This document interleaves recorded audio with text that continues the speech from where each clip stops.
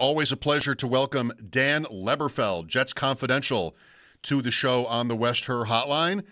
Dan, Happy New Year to you. It is, at least in terms of the regular season, the last game ever out at the stadium. I figure you and I probably met there, however long ago that was, maybe 25 plus years ago. Yeah, I don't remember the first time we met exactly. I know we worked together a little in Rochester on the writing front, but I'm sure the first time we actually met in person was probably at a game, no doubt about it. Do you have any particular memories of our stadium? Well, I always liked the herd of stats. That was always good. Yes. They always handed out these massive packs of stats, the great PR department of the Bills. The hospitality was always great in the press box. The old one, the new one, Western New York charm.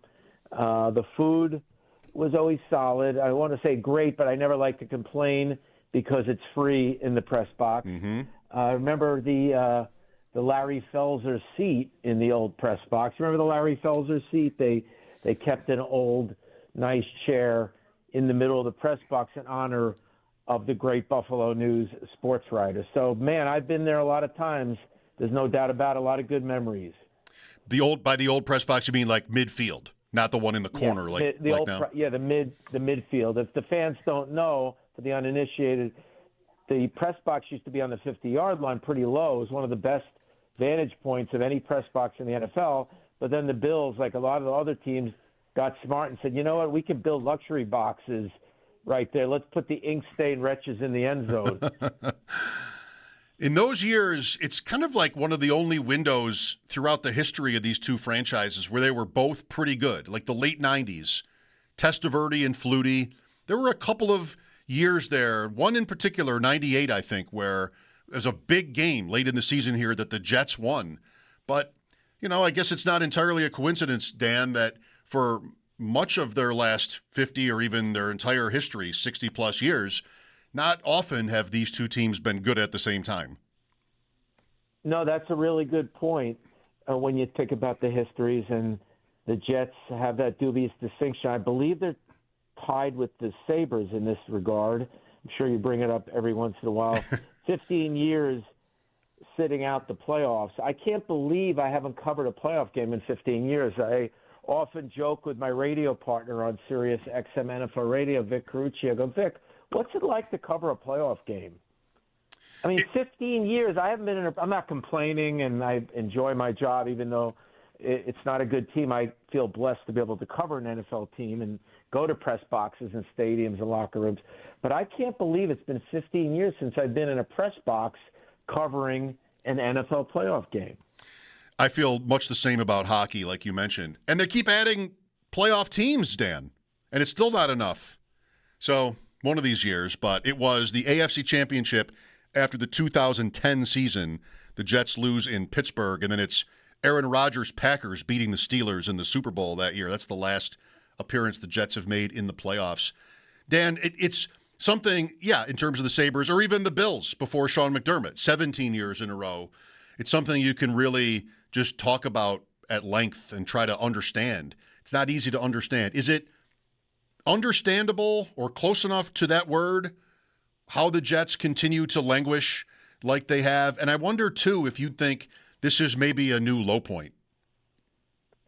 Yeah, this is pretty low. There's no doubt about it. The last month has been the quality of football has been so low. I haven't seen it at this level in a long time. Blowout after blowout, blown coverage after blown coverage.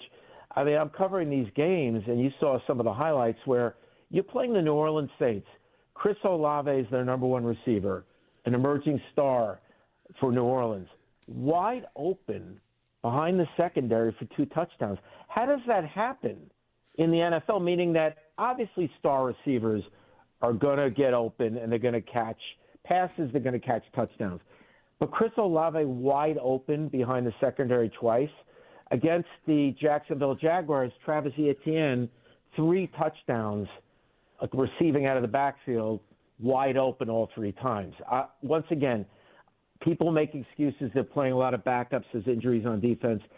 I don't think this defense was particularly good before the injuries, and even with backups. I mean, you see it in Buffalo, and I'll talk about Buffalo as far as obviously they have the quarterback, they have a good head coach, and they have a good coaching staff because twice recently, they had rough first halves dealing with the opposing offense, Philadelphia and New England. Look at the adjustments. I know fans like to ask, and we like to ask, what halftime adjustments did you make? And some people minimize them. I think they're important. So when you look at the halftime adjustments by the Bills against Jalen Hurts and against Drake May, I'm not seeing a lot of good adjustments being made, and I just don't understand, even if you're playing backups, that gets me back to the Bills, because how many times have Bills starters been out on defense, and there's still a solid defense? And the backup safety or the backup corner is not blowing the coverage in the zone concept. I mean, they played zone concepts in college, these kids, right? They've been with the team for 3 months during the regular season and the offseason. Why can't they play basic zone coverage, Mike? Well, I don't know if I would know the answer to that. Is it an effort thing? Have they tuned out the coach? Is it just that the players are not at a base sort of level of quality, or both? No, I don't think the issue, and I've written a few blogs about it this week, I don't think the issue is effort or heart or any of that stuff. I know people like to go down that road when this stuff's going on, and a lot of the post-game shows after the Jets' recent loss to New England, effort was brought up. Even the coach brought it up, but he backtracked the next day. It's not an effort thing. I see guys flying around. A bunch of guys got hurt last week. They're flying around. They're trying hard. On defense in particular, they need probably 6 or 7 new starters, and I'm not embellishing. There are players that probably wouldn't be on other teams in certain cases. There are players that make the same mistakes over and over again, and a couple of them aren't even rookies or undrafted guys. The 2 inside linebackers continue to not read their keys properly in coverage. Jamien Sherwood and Quincy Williams out of position all the time. ATN beat Quincy Williams on all 3 touchdown catches. So those are players they inherited. So I think there's 2 issues. They made some personnel issues with the players they added in the draft after the first round and the second round. That was pretty good. But after that, undrafted free agents, street free agents, they made some mistakes. And some of the players they brought back, this is the more damning thing. Some of the players they brought back, I don't know what film they were looking at from the prior regime in the prior season. And I'm not acting like I know how to break down film anywhere near these guys do. But I'm telling you, there's certain players that they brought back that they shouldn't have brought back. The film doesn't lie, and these guys should not have been part of the new regime. I don't know what film they were looking at from last season. With Dan Leberfeld, when we do talk about, you mentioned already, like I bet you bring this up from time to time, the Sabres comparison, and you're right. We do. And with the Sabres, I think, at times I've had a good roster, or not a good roster, but not a terrible one. But I've got a team that's sort of just in shambles, and it sometimes doesn't make sense. And what I end up thinking of sometimes, or pointing to, is just a lack of credibility within the organization that doesn't lend itself to bringing out players' best. Like, I don't know if if I want to, maybe subconsciously even, Dan, give everything I've got to this, because I just don't believe in it. And could that be a real thing with the Jets? I mean, it's been so long, the issue of the owner and his kids and just sort of who's in charge of what. And I don't know, it seems like the kind of franchise from out here on, from afar, that I could imagine players checking out on. Well, I think that sometimes if you're a player and you don't think some of the coaches are giving you the best chance to win with the scheming, like we were talking before about the halftime adjustments against Philadelphia and against New England for Sean McDermott and his staff. If the Jets ran 2 fake punts on one series last week, who does that? And that's the kind of thing where the players are like, what's going on here? And so some of it's X's and O's, some of it's player personnel. The roster is really bad now, but people were quick to point out this week about all the backups the Jets were playing in that Patriots game. The Patriots without 8 key players, 2 starting defensive linemen, 2 starting linebackers, the left side of their offensive line was out, and also Two receivers. you know well, Hollins. I didn't want to say two starters at receiver because Hollins was out. I believe he starts. You guys know him well in Buffalo. And Butte, I don't think Butte starts, but he's playing well. So 8 key players were out. So I don't want to hear about how the Jets had injuries when the other team had 8 key players out and they dominated the game in a lopsided fashion. That points to deeper problems than just injuries. Dan, do you think tanking is gaining traction as a concept in the NFL? I can imagine maybe we talked about it years ago for some reason, just like dismissing it out of hand. People like to do that with the NFL. We would have it in hockey or other sports. And with football, you tended to get, it would never happen in football. Do you think that's changing? Oh, well, right before I came on with you, I was listening in my car to Sirius XM NFL radio, and Jim Miller and Pat Kerwin had on Pete Carroll for his weekly spot. And he said, I'm looking forward to the game against the Chiefs. He didn't say, I'm looking forward to trying to win the game against the Chiefs. And they deactivated, put 3 players on IR who were key. There's no question what they're doing with the Las Vegas Raiders. With the Jets, they deny it. Aaron Glenn says every week he's trying to win. But starting Brady Cook at quarterback the last couple of games and going into Buffalo with Brady Cook at quarterback, I think they are tanking. And Bart Scott said on the postgame show on SNY, he said it, and that's the team's media partner. He said once they decided to pull Tyrod Taylor and go with Brady Cook, they're tanking. And that came from a guy that not only works for the team's media partner, SNY, he works for the team's website. He does podcasts with Eric Allen, a Buffalo native who runs the Jets website. So Bart Scott, who works for the team's website, said on the postgame show they're tanking. And I asked Aaron Glenn today, when he said Brady Cook was the starter, I go, does Brady Cook give you the best chance to win? And he looked me in the eye and said, Brady Cook gives us the best chance to win.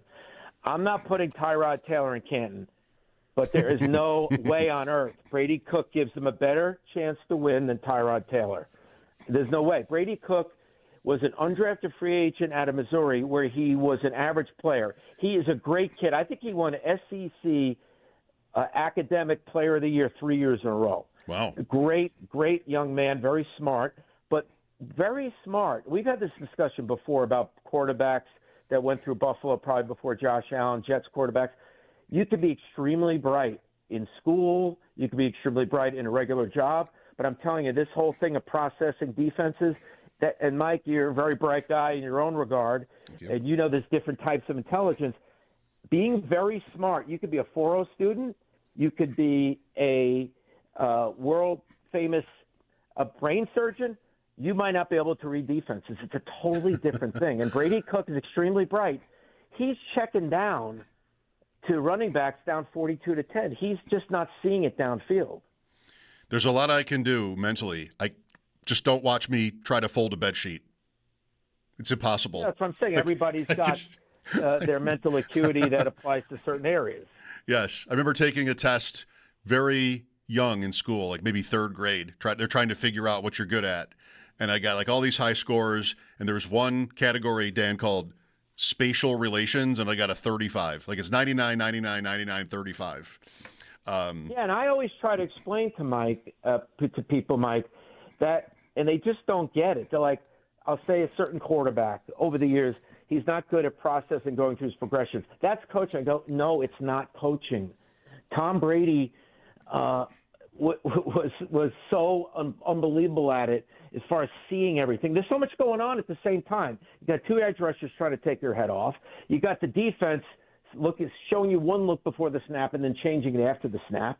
If you're on the road, you can't even hear yourself think. Like, it's really hard, and most humans can't do it well. Dan, a few more minutes. Do you think Aaron Glenn deserves a second season? Well, I've made it a philosophy over the years, a policy that I don't fire coaches or GMs or cut players. I try to avoid that. Mm-hmm. So I don't want to say whether he deserves it, but when Albert Breer had a big story today in SI that he's definitely coming back, he said in the story there was never even a consideration of firing after 1 year, and I find that odd. Yeah. Once again, I'm not saying he should be fired, but when you see what we've seen, how is that not even in the conversation? Once again, not saying it should happen, but there's something wrong with the process. If you look at what we've looked at and not even bring it up, you could dismiss it, but you got to have it when you're talking around the table. He's got to make major staff changes. They have 4 picks in the first 2 rounds. He's got to nail those.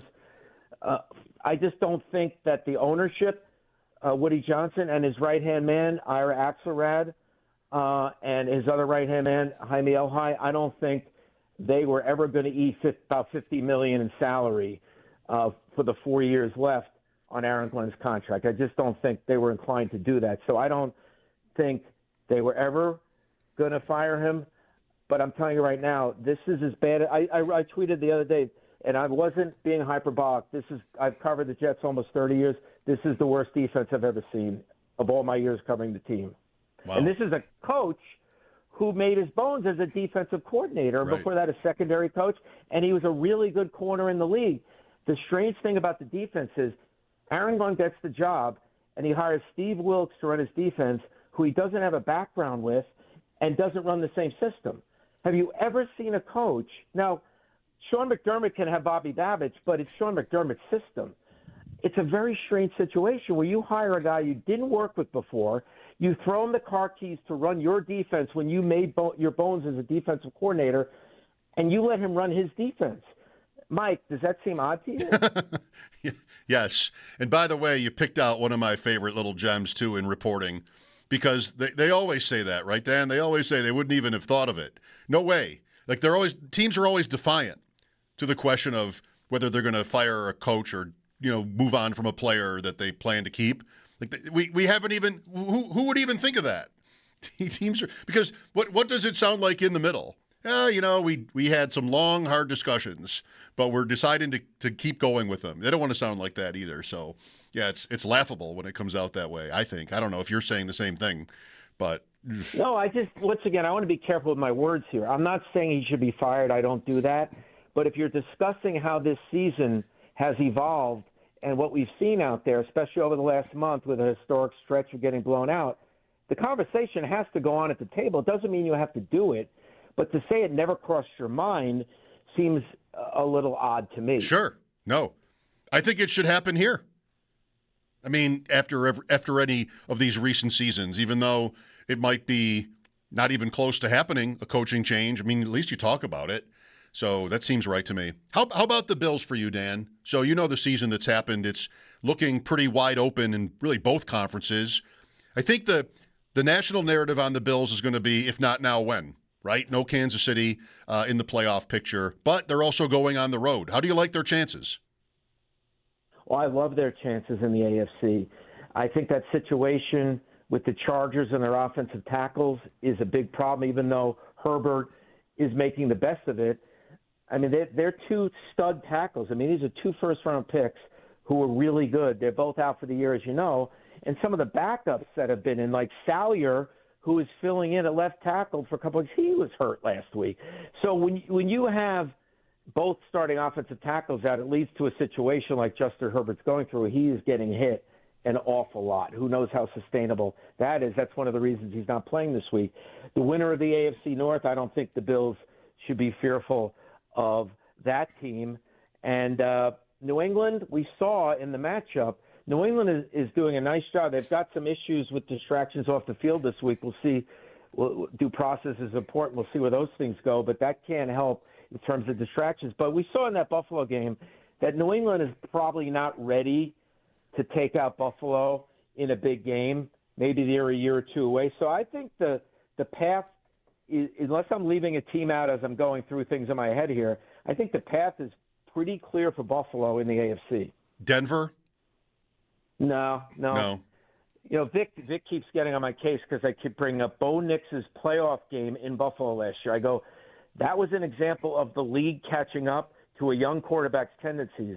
And you don't know which Bo Nix you're getting week in, week out. So the defense is really good, but I cannot take Bo Nix in a matchup against Josh Allen. No way. Very good, Dan. Well, thank you as always for your time. Happy New Year to you. And we'll both be watching here the final game at Highmark Stadium, Jets-Bills. Yes, we will. Where is the Bulldog? Does he have a gig at a casino with his band? Exactly. Yes, that's exactly where he is. He always takes this week off. And, in a way, I'm sort of jealous. Like, my family is out frolicking somewhere. But I also like working this week because of all the playoff stuff, all the speculation. It makes for a really interesting week of sports talk, I think. So I'll take it. No doubt about it. It is a great sports week. Thanks again, Dan. Anytime, Mike. All right. Thank you. Dan Leberfeld, Jets Confidential. Lines are open for you at 803-0550. I'm wide open today. The stadium